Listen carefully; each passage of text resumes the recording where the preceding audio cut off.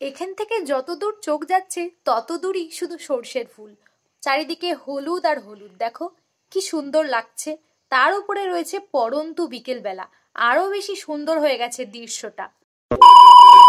Hello guys, welcome back to my channel Riya Mondal. আমি রিয়া আবার চলে এসেছি তোমাদের সাথে নতুন একটা ভিডিও নিয়ে। তোমরা সকলে কেমন আছো? আশা করি অনেক ভালো আছো। তো এখন আমি চুলে তেল দিচ্ছি স্নান করার আগে। আর শীতকালে চুলে নারকেল তেল দেওয়ার কিন্তু একটা ঝামেলা আছে। এই নারকেল তেলটা কিন্তু জমে যায় শীতকালে, একদমই জমে যায়। তাই জন্য আমি নারকেল তেলটাকে আগে অনেকক্ষণ রোদে রেখে দিয়েছিলাম, তেলটা ভালো স্মুথ হয়ে গেছে। তারপরে কিন্তু আমি চুলে লাগাচ্ছি। তোমরা কে কে আমার মতন এই পিওর ন্যাচারাল কোকোনাট অয়েলটা ইউজ করো আমাকে বলো তো একটু। তো এখন স্নান ধান করে খেতে বসলাম। তো আজকে কি কি রান্না করেছে মা তোমাদেরকে দেখায়। আজকে কিন্তু সবই নিরামিষ, আজকে শনিবার। সিমের সর্ষে বাটা, বাঁধাকপির তরকারি আর সয়াবিন রয়েছে আজকের থালিতে। তো আমি খাওয়া দাওয়া করে রেডি হয়ে নিয়েছি। আজকে যাচ্ছি হচ্ছে মাঠে। আমাদের এখানে কিন্তু কিছুটা দূরে একটা মাঠ রয়েছে। তো আমি রেডি হয়ে নিয়েছি, সেখানটায় যাচ্ছি। এই দেখো বেরিয়েও পড়েছি। কালকে যেহেতু রবিবার, কালকে ইতুঘট পুজো রয়েছে, তাই জন্য এখন মাঠ থেকে নিয়ে আসতে যাচ্ছি সর্ষের ফুল, দূর্বা, আরো যে যে ফুল লাগে সেগুলো আমি মাঠ থেকে নিয়ে আসতে যাচ্ছি আমি, মা, বোন। তোমরা কারা কারা ঠিক আমার মতন ইতুঘট পুজোর আগের দিন মাঠে যাও সর্ষের ফুল তুলতে?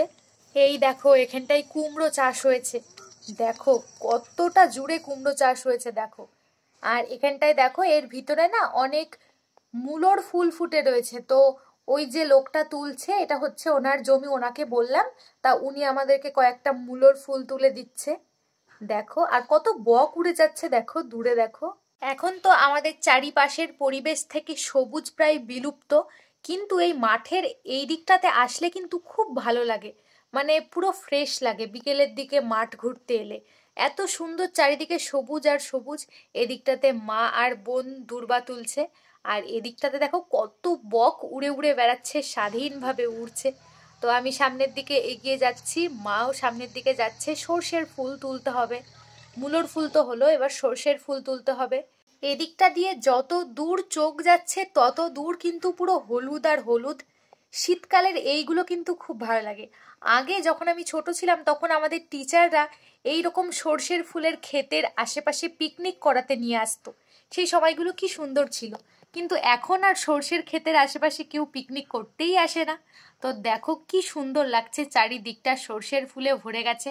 শীতকাল আসলে এটাই মাঠে আসার মজা, চারিদিকে সর্ষের ফুল দেখা যায়।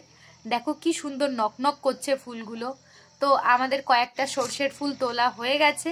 এই যে দেখো এখানটায় মা সর্ষের ফুল, মূলোর ফুল তুলেছে, আর এদিকটাতে কয়েকটা দূর্বা তুলছে।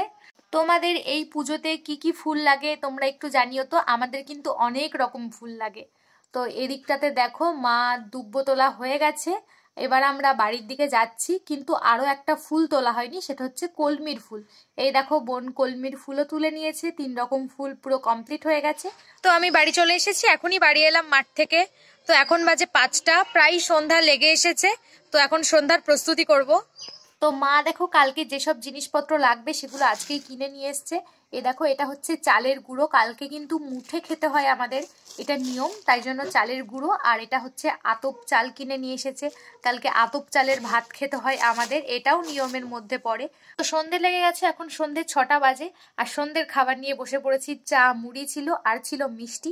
সন্ধ্যাবেলার জল খাবার খাওয়া দাওয়া তো কমপ্লিট, এখন ওপরের দিকে যাচ্ছি খাওয়া দাওয়া করে। এত ঠান্ডা লাগছে বাইরে, এখন শীতের মধ্যে ঘরে এসে বসলাম।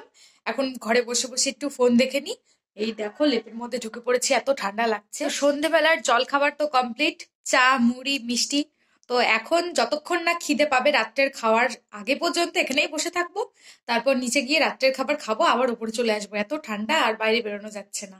তো এখন বাজে রাত 10টা, এখন আমি বসে পড়েছি রাতের খাবার নিয়ে। আজকের খাবারের মেনুতে কিন্তু ভাতটা রয়েছে, ভাত, সয়াবিন, বাঁধাকপির তরকারি আর আলু ভাজা রয়েছে। তো আমি খাওয়া দাওয়া করে ঘুমিয়ে পড়ি। এই ভিডিওটা এখানেই শেষ করছি। ভিডিওটা ভালো লাগলে লাইক করে দিও। Good night, by.